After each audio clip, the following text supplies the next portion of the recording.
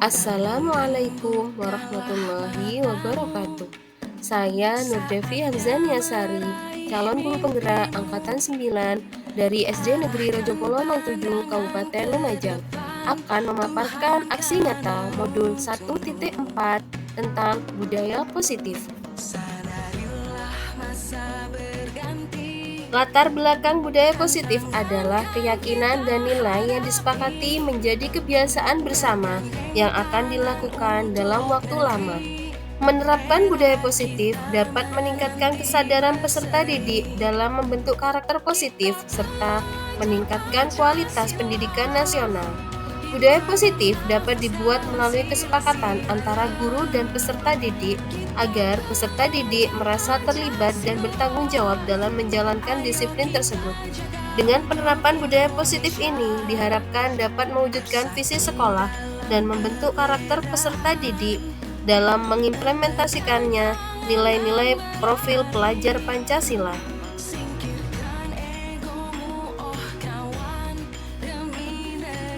Tujuan dari aksi nyata ini adalah untuk menumbuhkan budaya positif di sekolah dengan meyakini nilai-nilai kebajikan universal serta menciptakan murid yang merdeka dan memiliki disiplin yang kuat sesuai profil pelajar Pancasila.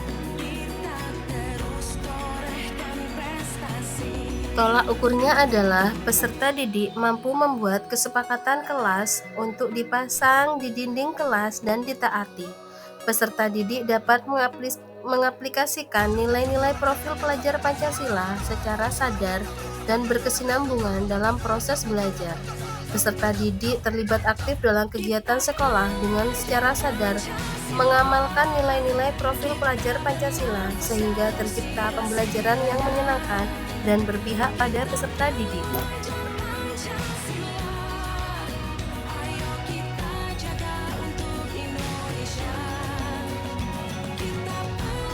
Lini masa kegiatan yang harus dilakukan adalah yang pertama, meminta izin kepala sekolah untuk melakukan sosialisasi. Meminta kesediaan kepala sekolah dan rekan guru untuk menghadiri kegiatan sosialisasi. Sosialisasi kepada seluruh warga sekolah yang meliputi kepala sekolah, guru, dan tenaga kependidikan terkait disiplin positif, kesepakatan kelas dan profil pelajar Pancasila, dan praktik segitiga restitusi sebagai dampak pelanggaran kesepakatan kelas. Guru menjelaskan tentang pengertian dan pentingnya kesepakatan kelas kepada kepala sekolah, guru, dan tenaga kependidikan, serta peserta didik. Guru memfasilitasi peserta didik untuk membuat kesepakatan kelas, kemudian ditandatangani seluruh warga kelas dan ditempel di dinding kelas. Yang terakhir yaitu mendokumentasikan setiap kegiatan sosialisasi dan pembuatan kesepakatan kelas.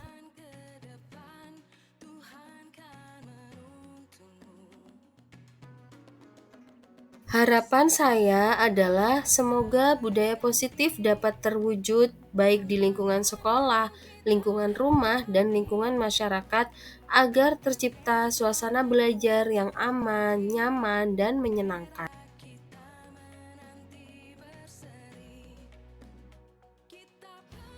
Selanjutnya adalah penyebaran pemahaman kepada rekan guru SD Negeri Rajopolo 07, yaitu dalam kegiatan diseminasi budaya positif. Berikut adalah pemaparannya. Selamat menyaksikan.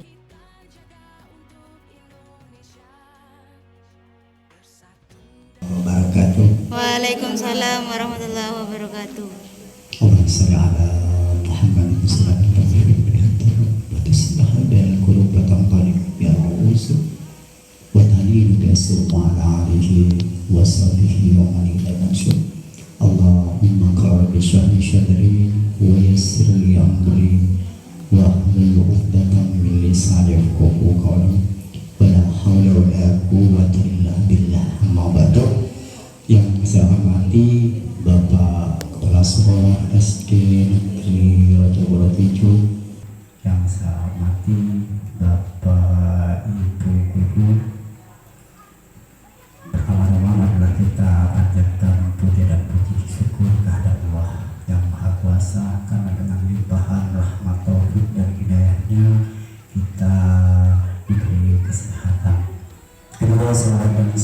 senantiasa tercurahkan kepada junjungan kita Nabi besar Muhammad Sallallahu Alaihi Wasallam beserta keluarganya.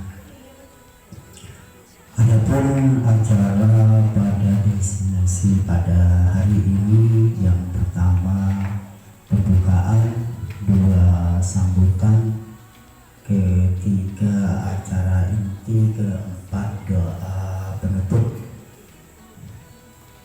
Marilah kita buka acara ini dengan Ummul Quran ila hadratin Nabi Muhammadin sallallahu alaihi wasallam wa alihi wa ashabihi wa auladihi wa dzurriyyatihi lahumul Fatihah. Alhamdulillah rabbil alamin arrahmanir rahim maliki yaumiddin. Iyyaka na'budu wa iyyaka nasta'in ihdinas siratal mustaqim. Acara yang kedua menyanyikan Indonesia Raya.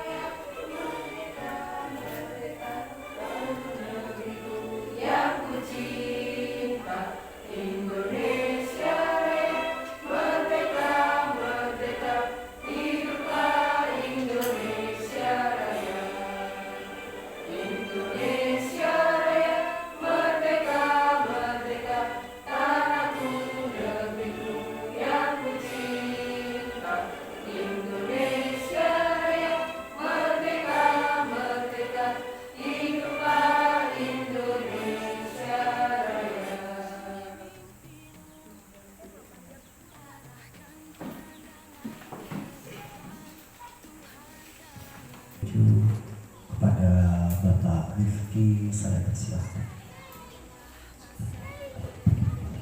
Bismillahirrahmanirrahim. Assalamualaikum warahmatullahi wabarakatuh.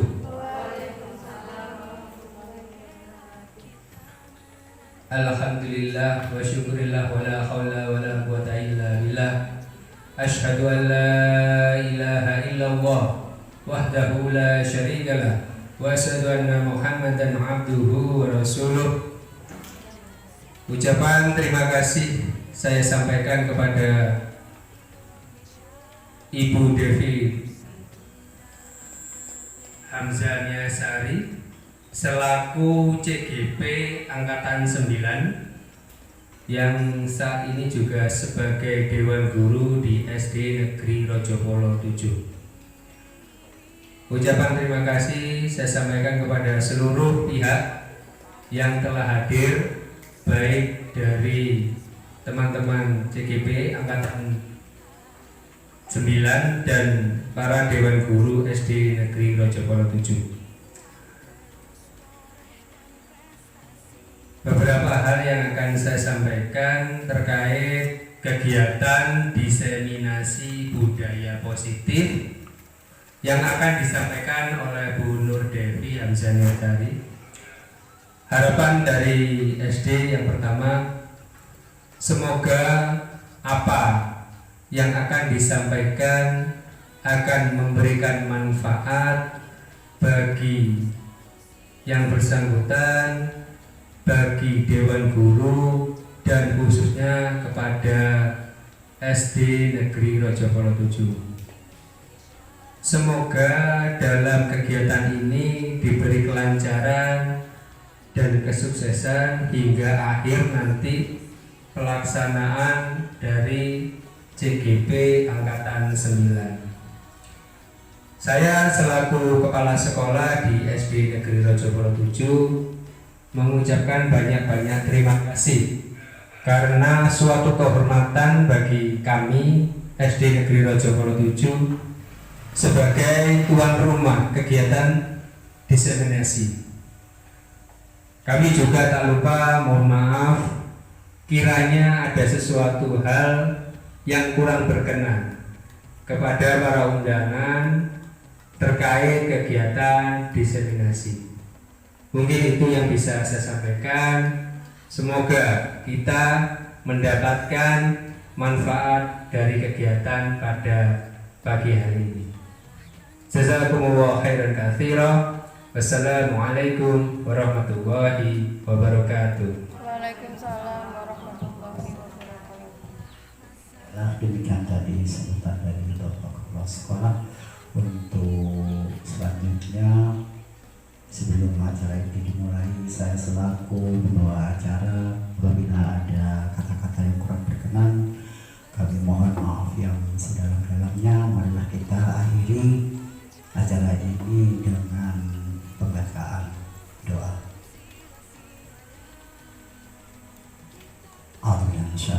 Bismillahirrahmanirrahim.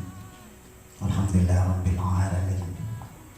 Wassalamu ala asyrafil anbiya wal mursalin. Allahumma inna nas'aluka salamatan fid din wa afiyatan fil jasad wa sihhatan fil ilmi wa barakatan fil rizqi wa tawbatan qabla al-maut wa rahmatan inda al-maut. Allahumma hawwin alaina fi isyaqati mawqinatan. Rabbana la tuzigh qulubana ba'da idh hadaytana wa hab lana min ladunka rahmah innaka antal wahhab.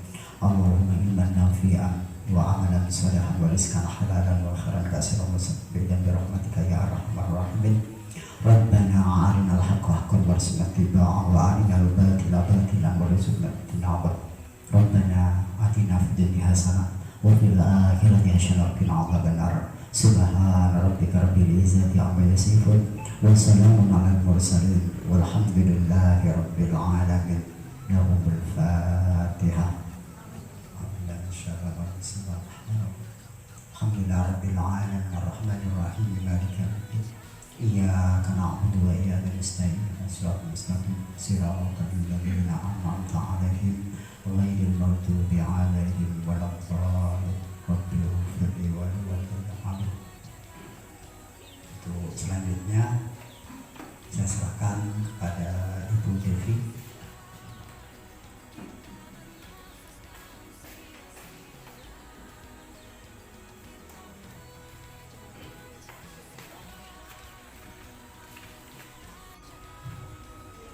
Assalamualaikum warahmatullahi wabarakatuh.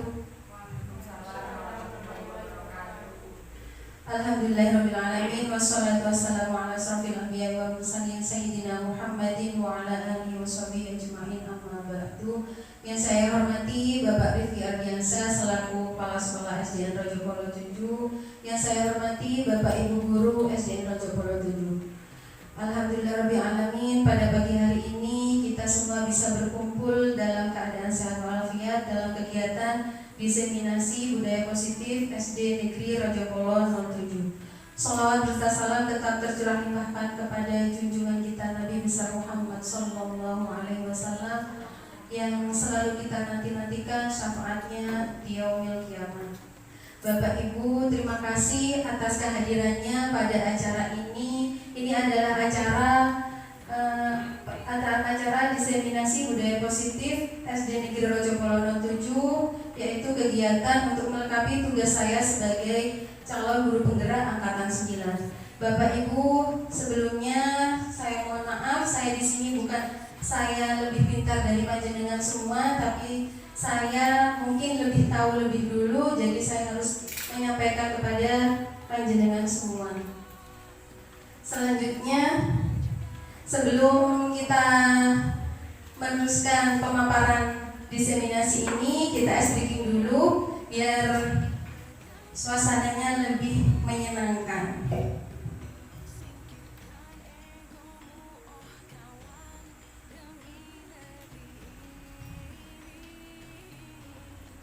Bapak Ibu bisa berdiri nggih?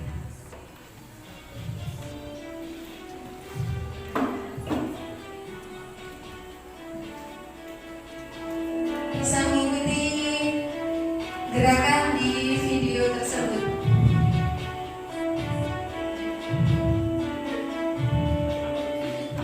Sini teman, di sana teman, di mana-mana semua teman.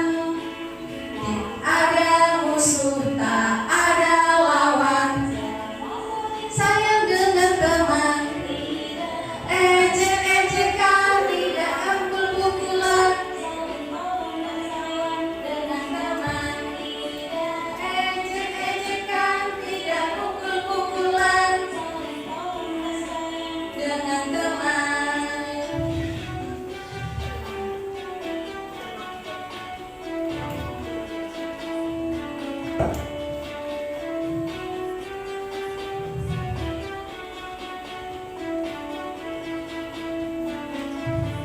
Moga bisa ikut nyanyi. Teman bisa teman, di mana-mana semua teman. Ada musuh tak ada lawan, semua sayang dengan teman. Tidak ejek-ejekan, tidak pukul-pukulan. Dan sayang dengan teman, tidak ejek-ejekan, tidak pukul-pukulan. Dan sayang dengan teman. Terima kasih Bapak Ibu.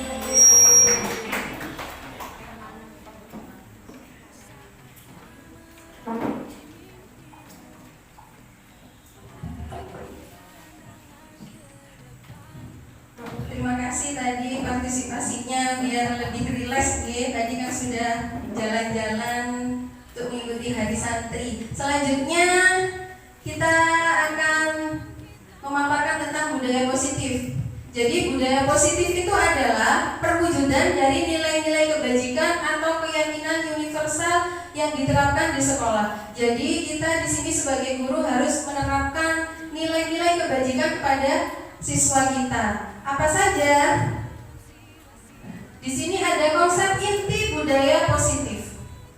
Jadi yang pertama, perubahan paradigma belajar. Yang kedua, disiplin positif. Yang ketiga, nilai-nilai kebajikan. Yang keempat, kebutuhan dasar manusia. Yang kelima, motivasi perilaku manusia. Yang keenam, posisi kontrol guru. Yang ketujuh, keyakinan kelas. Yang kedelapan, segitiga restitusi. Mungkin di sini banyak yang akan dipaparkan dari budaya positif. Yang pertama adalah pembelajaran dengan paradigma baru. Jadi pembelajaran ini adalah merupakan pembelajaran yang dirancang berdasarkan prinsip pembelajaran berdiferensiasi, sehingga siswa belajar berdasarkan tahap perkembangan dan teori psikologi modern untuk mewujudkan profil pelajar Pancasila. Jadi kita sekarang di zaman yang sudah modern, jadi kita sebagai guru harus melakukan pembelajaran secara berdiferensiasi untuk membuat murid kita lebih berkarakter sesuai dengan profil pelajar Pancasila. Selanjutnya, miskonsepsi tentang makna kontrol. Di sini sudah miskonsepsi, jadi ini kesalahpahamannya. Jadi yang pertama adalah ilusi guru mengontrol murid. Jadi di sini diterang biasanya itu adalah guru selalu mengontrol murid-muridnya untuk melakukan Jadi harus nurut kepada gurunya. Disuruh begini juga harus ikut. Nah, itu adalah ilusi guru mengontrol murid. Yang kedua, ilusi bahwa semua penguatan positif efektif dan bermanfaat. Jadi tidak semua penguatan positif itu pasti efektif dan bermanfaat. Yang ketiga, ilusi bahwa kritik dan membuat orang merasa bersalah dapat menguatkan karakter. Karena kalau kita membuat orang merasa bersalah, mungkin itu hanya efeknya sebentar, dalam jangka waktu pendek, tidak dalam jangka waktu panjang. Tapi yang kita inginkan adalah perubahan pada siswa dalam jangka waktu yang panjang. Yang keempat, ilusi bahwa orang dewasa memiliki hak untuk memaksa. Di sini ilusi ini sangat salah, karena kita sebagai guru, orang yang lebih dewasa itu tidak harus memaksakan kepada siswanya. Jadi siswa juga memiliki hak untuk menolak apabila perintah itu tidak baik dari seorang guru. Selanjutnya, disiplin positif. Disiplin positif ini berasal dari bahasa Latin disciplina, yang artinya adalah belajar. Jadi, disiplin positif ini merupakan salah satu cara penerapan disiplin yang bertujuan untuk menumbuhkan kesadaran serta memberdayakan anak untuk melakukan sesuatu tanpa sogokan, tanpa ancaman maupun hukuman. Jadi kita sebagai guru sekarang harus sudah mulai merubah. Mungkin harus dari diri sendiri dulu. Jadi kita harus merubah bahwa untuk melakukan sesuatu itu harus dengan ancaman ke anak-anak, atau dengan hukuman, atau dengan sogokan atau penghargaan. Selanjutnya, nilai-nilai kebajikan. Nilai-nilai kebajikan ini adalah sifat-sifat positif manusia yang merupakan tujuan mulia yang ingin dicapai setiap individu. Pasti setiap individu ingin melakukan tujuan mulia. Jadi bisa diterapkan dengan nilai-nilai kebajikan yang mungkin itu sudah lengkap ada di profil pelajar Pancasila. Yang pertama, beriman dan bertakwa kepada Tuhan Yang Maha Esa, berkebinekaan global, gotong royong, kreatif, bernalar kritis, dan juga mandiri. Selanjutnya ada kebutuhan dasar manusia. Kebutuhan dasar manusia ini ada 5, Bapak Ibu ya. Jadi yang pertama adalah bertahan hidup. Jadi untuk kita bisa bertahan hidup, apa yang kita butuhkan? Apa nih, Bapak Ibu? Makan, makan apa? Makan saja tanpa minum? Makan dan minum. Yang kedua adalah kebebasan. Apa mungkin pendapat Bapak Ibu tentang kebebasan ini? Mungkin ada yang bisa menjawab? Kebebasan berpendapat. Sangat benar. Kebebasan berpendapat. Mungkin ada lagi yang lain? Bebas untuk memilih, ya. Jadi kita memiliki kebebasan. Di sini ada yang menjawab kebebasan untuk memilih agama. Ya, kita diberi kebebasan untuk memilih agama kita sendiri, kebebasan untuk berpendapat, dan masih banyak lagi yang lainnya. Yang ketiga adalah kesenangan. Kita butuh senang, butuh refreshing. Bapak Ibu, biar tidak jenuh. Ya, butuh healing mungkin. Nah, biar kita tidak jenuh dengan pembelajaran terus menerus. Jadi itu yang memang harus dibutuhkan oleh manusia. Yang keempat, penguasaan. Mungkin ada yang bisa menjawab? Penguasaan. Mungkin ada yang bisa menjawab?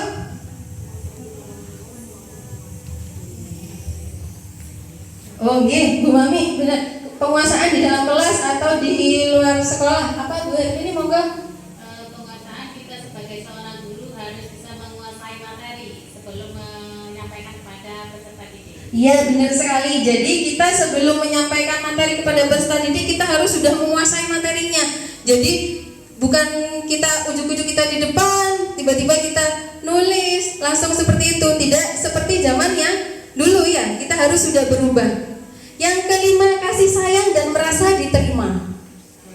Ya, merasa diterima. Karena peserta didik itu butuh kasih sayang dari kita dan merasa diterima. Kalau saya adalah murid atau saya adalah anak dari Bapak Ibu guru di sekolah. Kalau di rumah mungkin anak dari bapak ibu mereka sendiri. Kalau di sini anak didik kita adalah anak dari bapak ibu guru. Jadi mereka membutuhkan kasih sayang dan merasa diterima. Yang selanjutnya adalah motivasi perilaku manusia. Motivasi perilaku manusia. Ini adalah yang memotivasi perilaku manusia. Yang pertama adalah menghindari ketidaknyamanan atau hukuman. Jadi kadang kita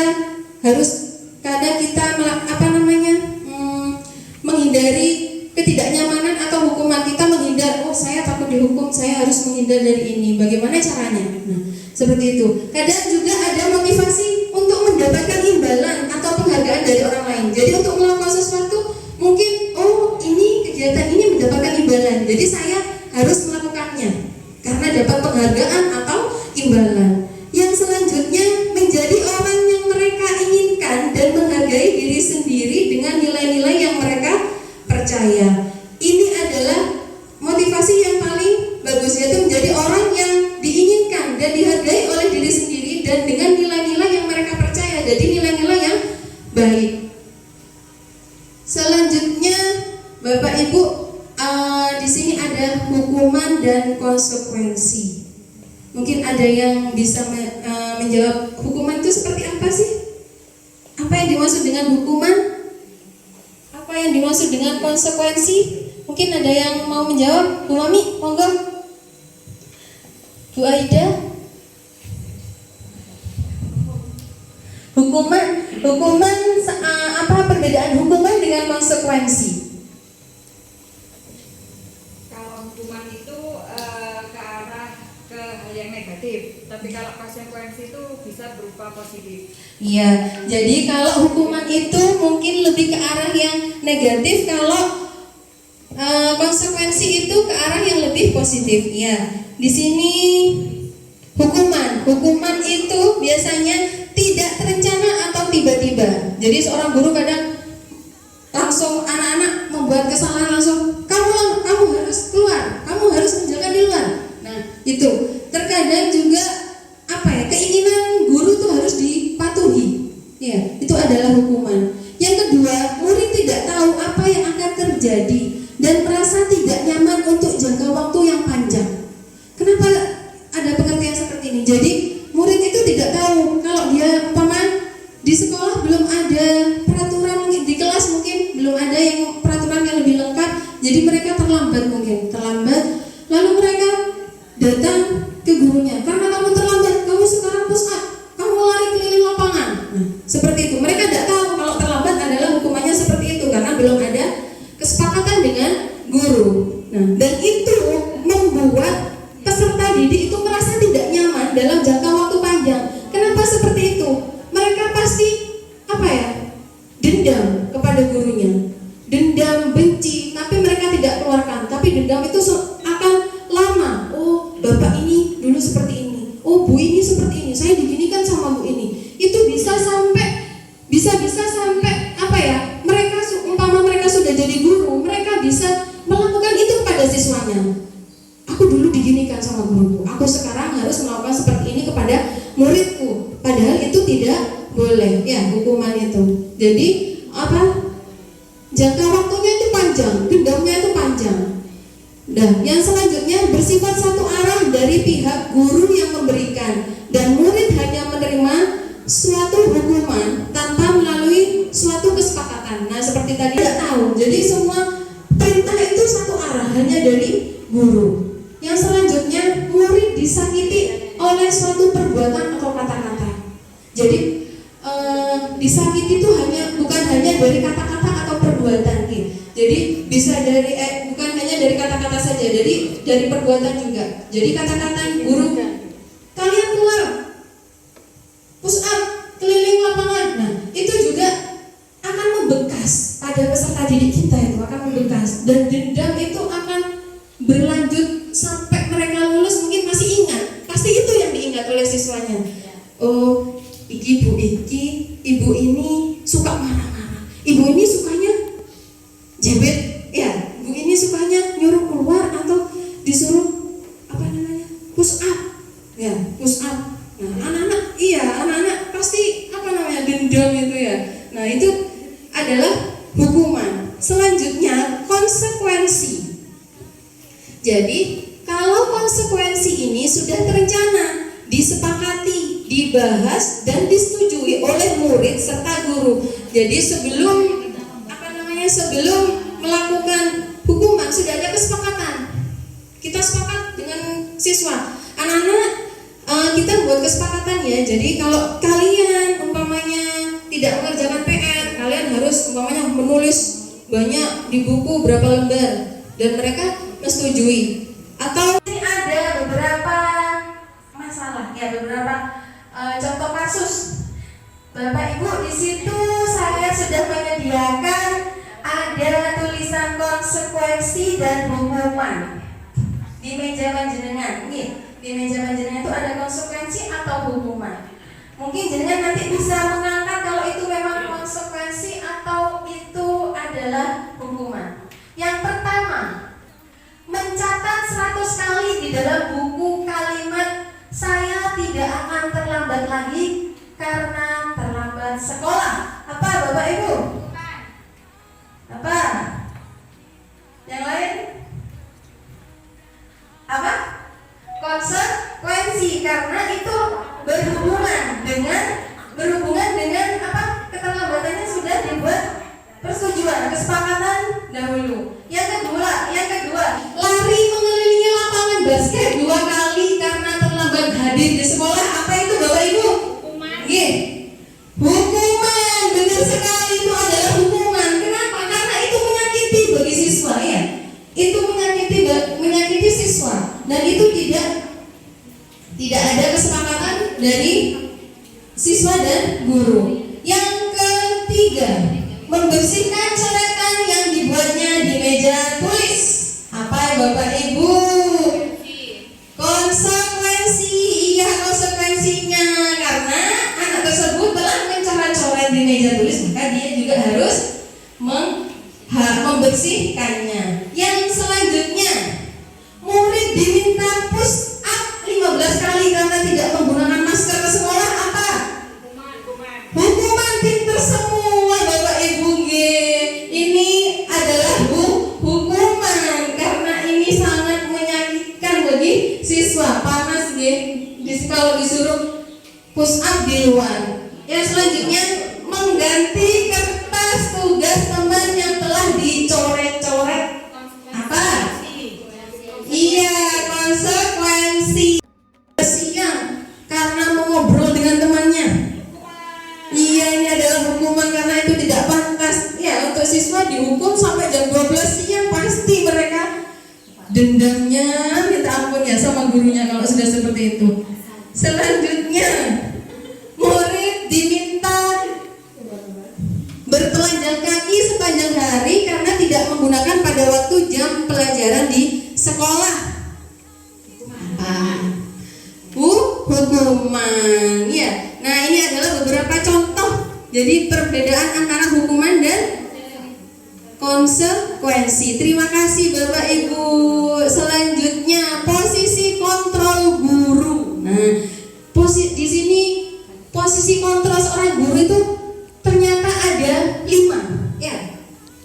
Ternyata ada 5. Yang pertama adalah penghukum. Yang kedua, pembuat rasa bersalah. Yang ketiga, sebagai teman. Yang keempat, pemantau. Yang kelima, manajer. Bapak Ibu, yang mungkin jenengan bisa merasakan selama ini yang jenengan terangkan kepada siswa itu yang mana? Posisi kontrol yang mana? Banyak yang nomor 1. Penghukum. Apalagi yang biasanya kan? Membuat rasa bersalah. Iya, membuat merasa bersalah. Sebagai teman. Iya, saya sendiri seperti itu Bapak Ibu ya. Sebelum saya tahu ini, saya juga seperti kita. Dan juga kalau kita menghukum, terkadang seperti ini. Saya sendiri di sekolah itu seperti anak-anak ini sudah saya jadikan teman, sudah dilus-elus, sudah kita buat rasa bersalahnya.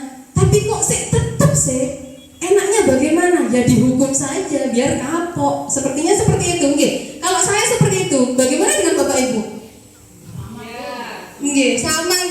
Jadi pada kelima posisi kontrol ini ada yang harus kita lakukan adalah sebagai manajer. Yang paling idealnya adalah sebagai manajer. Jadi bukan sebagai penghukum, bukan sebagai pembuat rasa bersalah, bukan sebagai teman, bukan sebagai pemantau, tapi sebagai manajer. Jadi kita harus tahu, umpama anak-anak itu salah, kita harus tahu salahnya itu dari mana, alasannya apa dulu. Jangan langsung dihukum atau yang lainnya. Jadi harus sebagai manajer. Selanjutnya keyakinan kelas. Bapak Ibu di kelasnya masing-masing apa sudah membuat keyakinan kelas? Sudah. Belum saya juga kemarin-kemarin belum saya juga begitu. Mungkin hanya mengikuti yang lain, tapi setelah saya tahu bahwa kita sebagai guru harus membuat keyakinan kelas. Dari mana keyakinan kelas ini awalnya? Jadi keyakinan kelas ini awalnya adalah dari peraturan kelas. Peraturan kelas. Tidak boleh makan di kelas, tidak boleh terlambat, tidak boleh tidak boleh membuang sampah sembarangan. Nah, itu semua adalah peraturan kelas. Setelah kita membuat peraturan kelas, kita rubah menjadi keyakinan kelas. Kalau peraturan kelas itu biasanya kalimatnya adalah negatif, tidak boleh, dan tidak boleh. Kebanyakan seperti itu. Tapi kalau keyakinan kelas, kalimatnya menjadi positif, memiliki kalimat yang positif, tidak boleh terlambat. Nanti keyakinan kelasnya adalah datang tepat waktu.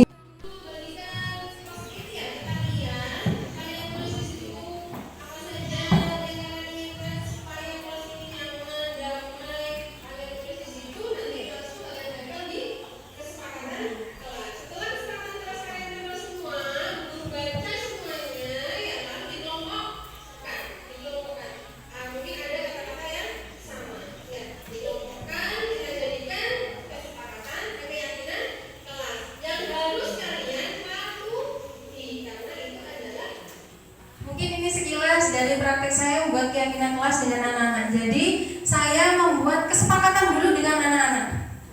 Dan kata-katanya kesepakatan itu dari anak itu sendiri. Ya, seperti ini masih ada saya tempel Bapak Ibu. Saya belum saya cetak yang bagus untuk keyakinan kelasnya. Jadi anak-anak membuat kesepakatan dulu. Apa di situ banyak? Tidak boleh rame di kelas. Itu ditulis semua sama anak-anak itu, tidak boleh makan, apa itu banyak sekali di situ. Lalu dikelompokkan. Saya kelompokkan untuk menjadi keyakinan kelas dan memiliki kalimat yang positif. Tidak boleh terlambat. Nanti keyakinan kelasnya adalah datang tepat waktu. Seperti itu. Selanjutnya restitusi. Mungkin Bapak Ibu sudah pernah dengar dengan restitusi. Restitusi itu merupakan proses kolaboratif yang mengajarkan murid untuk mencari solusi untuk masalah mereka dan membantu murid berpikir tentang orang seperti apa yang mereka inginkan dan bagaimana mereka harus memperlakukan orang lain. Jadi itu yang dimaksud dengan restitusi. Jadi kolaborasi antara murid dan guru. Jadi di situ ada cara bagaimana kalau murid itu melakukan kesalahan, kita menggunakan cara restitusi. Untuk melakukan restitusi ini ada beberapa tahapan. Nah, di sini ada 3 tahapan. Jadi segitiga restitusi. Segitiga restitusi itu adalah suatu proses yang dijalankan guru agar menghasilkan murid yang mandiri dan bertanggung jawab. Ya, yang mandiri dan bertanggung jawab. Mereka akan menyadari bahwa itu memang kesalahan mereka. Mereka punya tanggung jawab. Dengan 3 tahap. Yang pertama yaitu menstabilkan identitas. Yang kedua, validasi tindakan yang salah. Yang ketiga, menanyakan keyakinan. Jadi kita tanyakan keyakinan kelas yang telah kita buat. Nah, di sini validasi tindakan yang salah. Apa sih? Jadi semua tindakan manusia baik atau buruk pasti memiliki sudut atau tujuan tertentu. Jadi anak-anak itu jangan Bapak Ibu guru langsung, "Loh, kamu tadi bertengkar. Kenapa?" Harus ditanyakan, kenapa, alasannya apa? Dan mereka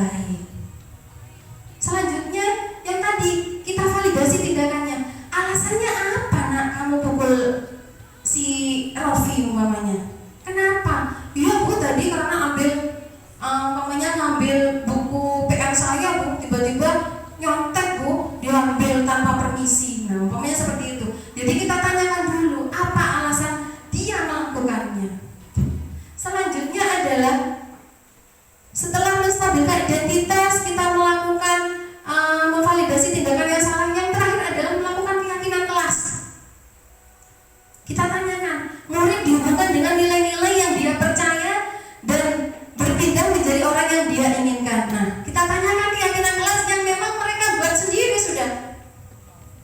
Nah, apakah perbuatan kamu tadi ini sesuai dengan keyakinan kelas kita?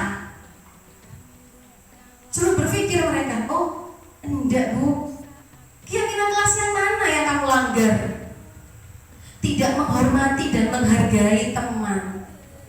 Ya, tidak menghormati dan menghargai teman. Jadi kita tanyakan dulu keyakinan kelas yang mana, biar mereka tahu kalau mereka salah dan mereka mengakui kesalahannya. Selanjutnya bagaimana? Kita tanyakan, apakah kamu bersedia untuk memperbaikinya? Pasti anak-anak itu berpikir lagi, oh iya, karena saya sudah buat keyakinan kelas, ya saya harus bersedia untuk memperbaikinya. Kita tanyakan lagi, bagaimana caranya? Mereka pasti menyebutkan banyak mereka itu, ini bu, ini bu, ini bu. Nah, kita tampung itu semua. Ya, jadi anak-anak itu tidak akan dendam kepada kita karena mereka sudah punya keyakinan kelas, sudah punya keyakinan kelas yang mereka yakini. Jadi mereka harus bertanggung jawab. Selanjutnya, ini praktek saya melakukan segitiga restitusi.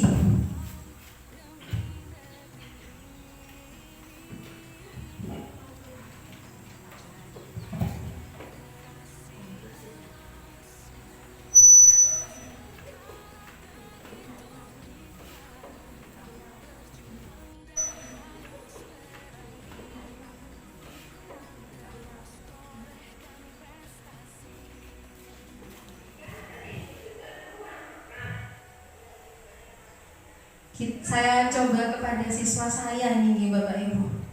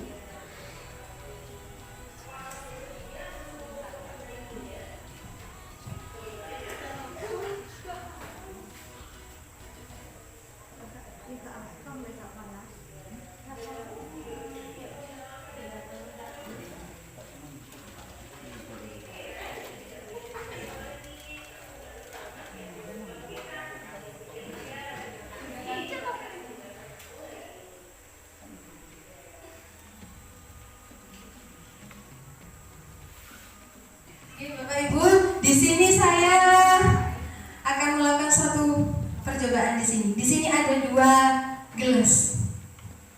Ada 2 gelas berisi air, yang satunya airnya hangat. Maaf nggih, tidak panas. Seharusnya airnya panas. Ini airnya hangat. Yang satunya airnya dingin. Nah, saya celupkan teh di situ. Yang satunya hangat, yang satunya dingin. Mungkin ada yang bisa menjawab, apa sih yang terkandung dalam filosofi ini apa?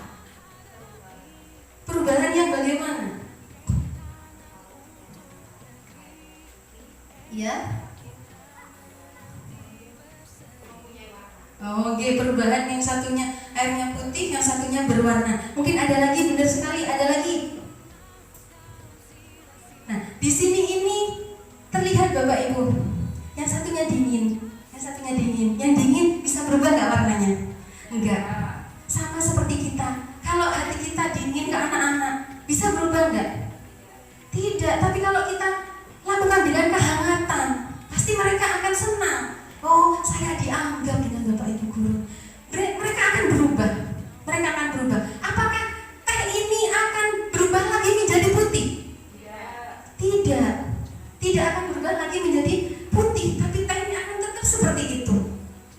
Kalau kita melakukan dengan kehangatan kepada anak-anak. Jadi bukan hanya kita harus bersikap dingin ke anak-anak. Jadi harus ada kalanya kita melakukan kehangatan kepada anak-anak sehingga mereka lebih lebih patuh kepada kita tanpa kita menyuruh.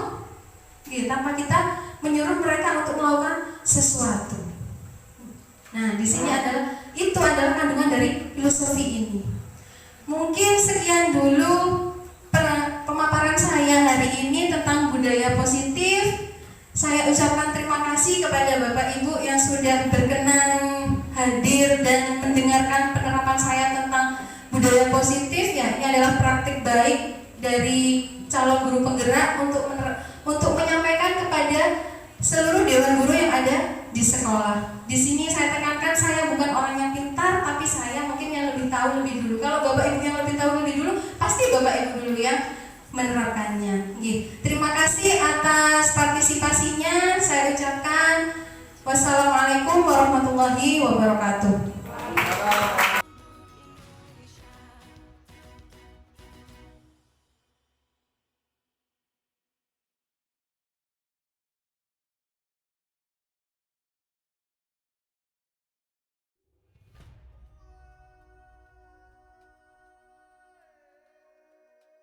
Kelas kalian ini nyaman dan nyaman bagaimana caranya? Nah, apa saja yang kalian inginkan supaya nanti pembelajarannya itu nyaman? Itu bisa kamu tulis di kesepakatan kelas. Nanti Bu Guru bagikan post-it ya ke kalian. Kalian tulis di situ apa saja yang kalian inginkan supaya kelas ini nyaman, damai. Kalian tulis di situ, nanti langsung kalian tempel di kesepakatan kelas. Setelah kesepakatan kelas kalian tempel semua, Bu Guru baca semuanya, ya lalu dikelompokkan. Mungkin ada kata-kata yang sama. Ya, dikelompokkan, kita jadikan kesepakatan, keyakinan kelas yang harus kalian patuhi karena itu adalah kalian sendiri yang membuatnya. Ya, bisa dimulai? Ya. Kalian tulis di post-it ini ya. Boleh dua boleh. Dua ya. Oh, jangan terbalik loh, yang ada tengahnya itu nanti yang ditempel di sana. Tepat tuh.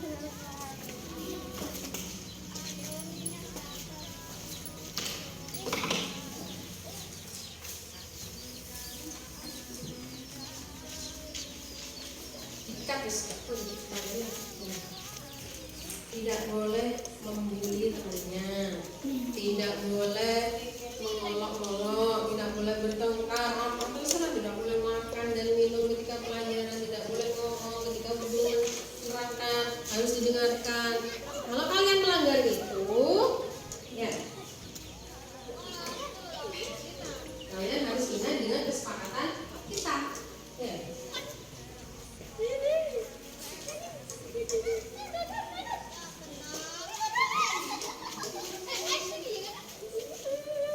Kesepakatan kelasnya bisa ditempel di kertas manu itu yang kesepakatan kelas. Yuk, boleh gantian, nggak usah berebut, bergantian untuk menempelnya.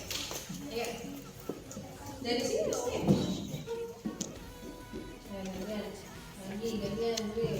Gak boleh dibukuk ya, ditata yang asli. Nah, yuk.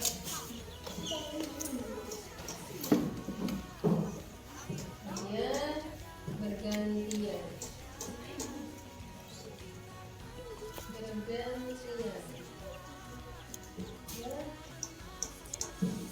Sudah langsung duduk.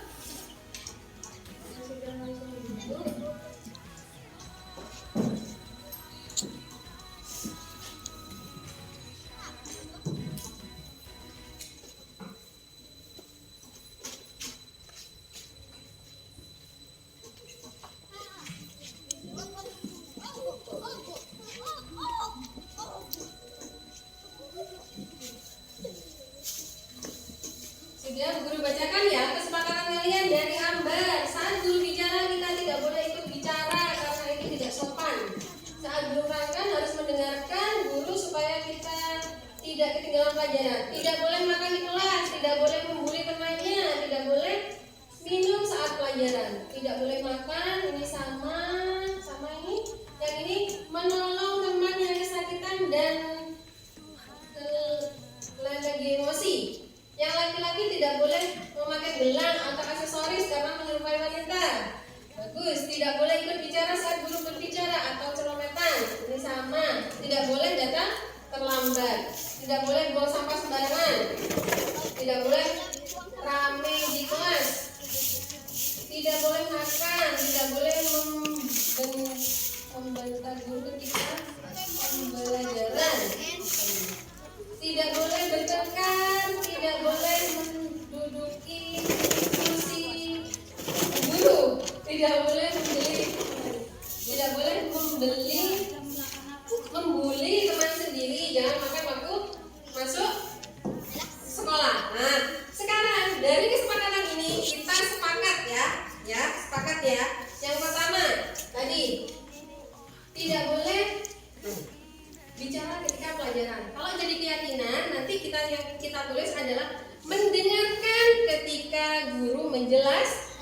keyakinannya. Guru bisa dibantu untuk menulisnya.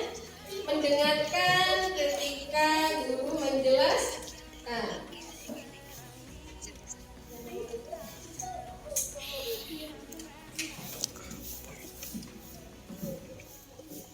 Ya, ditulis guys. Mendengarkan ketika guru menjelaskan. Ya.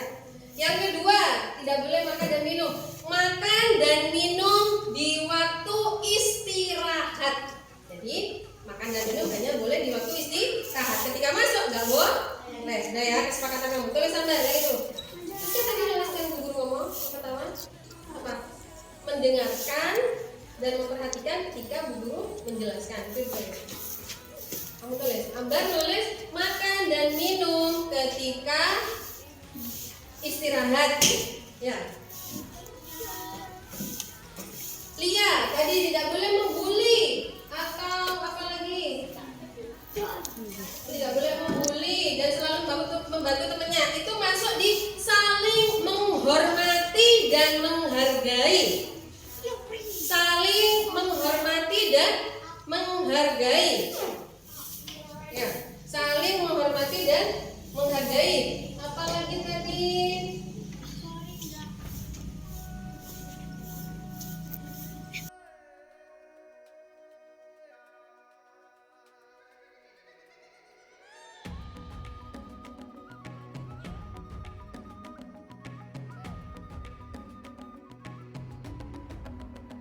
Bangun dan bukalah matamu, saatnya meraih mimpimu. Arahkan pandangan ke depan, Tuhan kan menuntunmu. Sadarilah masa berganti, tantangan kan kita hadapi. Bergandeng tangan untuk negeri, era kita menanti berseri. Kita pelajar Pancasila, kita bernafas dalam sila-silanya. Kita pelajar Pancasila, ayo kita jaga untuk Indonesia. Bersatu dalam perbedaan, berpegang tangan dan berlari. Singkirkan egomu, oh kawan, demi negeri ini. Jadilah generasi emas, cerdas berkarakter itu kita. Berjuang dan harus berani, kita terus torehkan prestasi.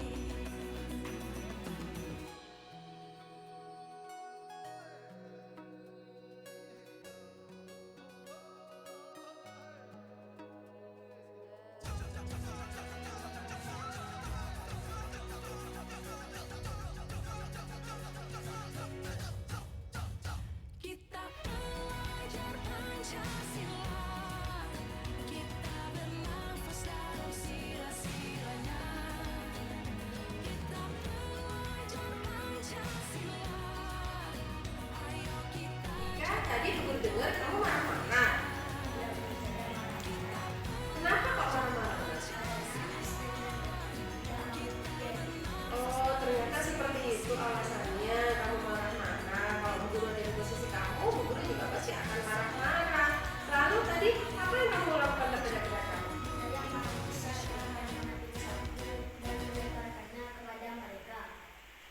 Perbuatan itu menurut kamu benar apa salah? Salah. Dari keyakinan kelas kita, apa yang tidak sesuai dengan keyakinan kelas kita? Saya tidak menghormati sesama teman. Iya, seharusnya apa nak yang kamu lakukan? Saya bersabar dan menahan. Iya, benar sekali. Apa kamu bersedia untuk memperbaikinya? Bagaimana caranya? Harus Saatnya meraih mimpimu. Iya. Dan kamu juga bersedia meminta maaf pada Pandangan orang tua ke kamu? depan, Iya. Tuhan Jadi seperti itu ya, jadi tidak boleh diulangi lagi. Kamu harus melakukan keyakinan kelas kita. Ya sudah Nika, terima kasih atas penjelasan kamu hari ini. Tantangan kan kita Kamu pagi ke kelas sudah tahu kenapa? gandeng tangan untuk negeri Mbak Rizka belum pagi ke kelas karena telah menjadi bersari. Mbak Rizka sering bolos. Kenapa? belajar Pancasila. Kita bernafas dalam sila-sila. Kita Itu memang tidak luput dari kesalahan. Tapi Mbak Rizka harus memperbaikinya karena Mbak Rizka sering tidak masuk sekolah karena baru kesiangan. Pasti ada alasannya kenapa bisa bolos. Tahu gimana alasannya? berpegang tangan dan berlari. Gara-gara main HP. Sekarang menurut Mbak Rizka, Oh kawan, keyakinan kelas apa yang tidak sesuai dengan perbuatan Mbak Rizka? Apakah Mbak Rizka bersedia untuk memperbaikinya? Bagaimana caranya? Terima kasih telah menyaksikan video saya tentang diseminasi budaya positif di SD Negeri Rojopolo 07 serta penerapan keyakinan kelas dan segitiga restitusi. Tetaplah menjadi agen perubahan yang tergerak, bergerak, dan menggerakkan. Wassalamualaikum warahmatullahi wabarakatuh.